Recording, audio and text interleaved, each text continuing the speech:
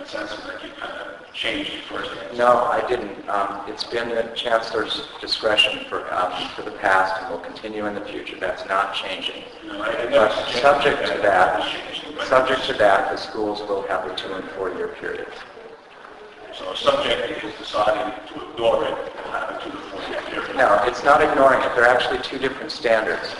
I laid out the standards. D and F don't improve. Quality review doesn't improve. That's the 2- and 4-year process. I'd be glad to go over those standards. There's a different standard for closing schools outside of that process, and that is the standard that there is chronic, serious, persistent educational failure at those schools where a determination is made by the Chancellor and the senior leadership team that there is no way for those schools to improve, and therefore somebody needs to step in at that point. So it's 2 different standards that will be used under those 2 different approaches. You know, it strikes me that when the Chancellor was here explaining the quality review process, that we had a very, very simple discussion. And I waived the report. I told the high school the until it had passed its quality review, nonetheless was being closed. Are you aware that the 14 schools that were just announced for closure, 2 of them had actually been found deficient in their quality review? And could you speak to that? A couple of the schools, I'm actually not sure how many of them, did have some of their 5 quality scores, their 5 quality sub-scores that go into it that were proficient. And so those were looked at along with the progress report, past performance of the kids at the school, overall performance of the kids at the school, the attractiveness of the school in terms of the number of parents who are keeping their kids there, enrolling in those schools, and the retention rate of students at those schools, and a variety of other things, including interviews with principals, interviews with the former regional superintendents, interviews with the school support organizations, and in all of those cases, it was determined that despite those factors, all of the other factors placed these schools in the very, very bottom of performers persistently and without any view that there was a way that those schools could improve without the kind of serious changes that are being proposed now. So I'm aware of those. That was one factor that was taken very seriously. I know surveys were also paid, a lot of attention was paid to what the survey showed in all of those schools that you point out. Parents, teachers, and at the schools that had students surveyed thought that those schools were very, very seriously in trouble, and their survey scores based on those observations were extremely low, and so that had a big weight in the decision that the schools really just couldn't be improved. Just as my final point, I mean, if you're going to be looking at retention rates, parents keeping kids in the schools, I hope you recognize the self-fulfilling prophecy of what happens when you give a school a D. An engaged parent is not going to keep their child in that school. The retention rate is going to go down, and next year you're going to get an F. So I mean, just a certain illogic to all of that. And I just want to say that, I consider myself a reasonably educated individual, and certainly someone who's concerned about the end of the education system. And yet, having sat here and listened to this PowerPoint and tried to understand the interrelationships and the factors, this process, the quality review process, I can't figure out, how that makes anything more transparent.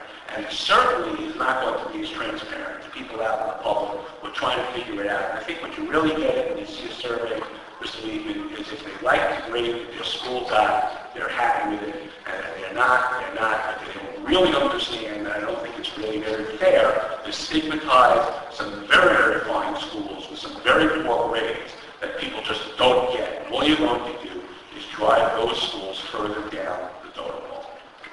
Thank you. I've been around at a lot of schools recently, including schools that got A's, B's, C's, D's, and F's. And what I will say is that the principals, the professional staffs of those schools, the school communities, the parents that I've met, feel very differently about it from what you suggested. In the schools that I've been to, those people are very, very focused on the process of improving their schools, looking at what their parents, teachers, and students said in the surveys, looking at what the quality reviews say, looking at what their students have done in terms of progress, and are very, very hard at work improving those schools and using the information that they have to do so. So I'm actually quite encouraged by the extent to which people are looking at the data that we've provided, finding it useful, identifying places where, unlike other schools very much like them, they haven't done so well, seeing that, gee, it's math this year that we really need to work on, it's ELA, it's communication with parents, it's student engagement, for example, at the school that we looked at on the screen, whatever it is, and people really pitching in and looking for ways to improve. I want to say something about the word stigmatized. You're talking about a school as if the school is the entity, but really it's the kids that are the entities. It's the kids that we care about, it's the children.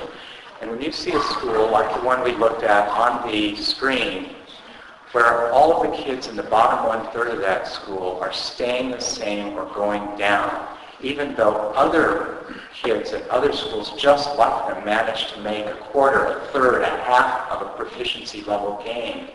If we don't do something to help those kids and to identify that they're going backwards, where their parents may not be able to figure that out for themselves, then we're stigmatizing those kids for life because they don't gain proficiency in English, in reading, in math.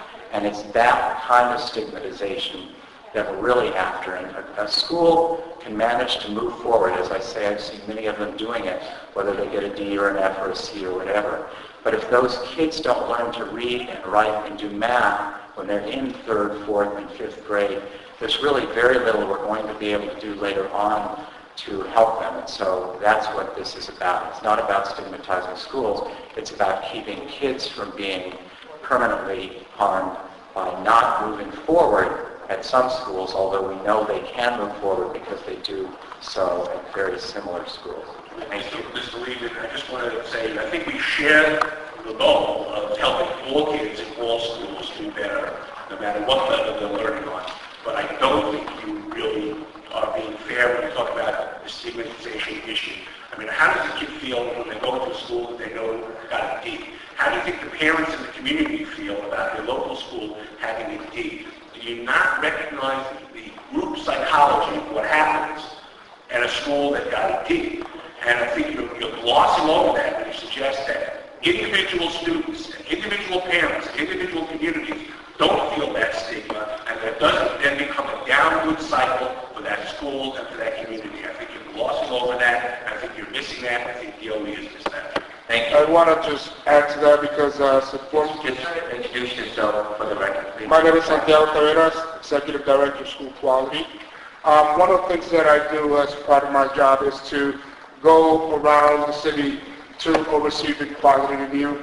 I go to CEC meetings to explain the progress report, quality review, and all of the different tools that we're putting in place. The other thing that I do is that I take other events from President's Council to any other event that the parents may invite me to. And also speak to principals. As a former principal myself and as a former local instructional superintendent, I still have a lot of colleagues that still call me and talk to me. I want you to give credit to the principals that we have in our city. Sorry, sir. I'm trying to address the point that Mr. Fidler brought up. Yeah, I mean, basically, he basically talked about the stigmatization. I'm getting to that, So sir. if you can get to that, I need to move the agenda, if you don't mind, because Mr. Liebman has already basically responded on behalf of the Department of Education. If you want to add a little bit more, I respect your right to do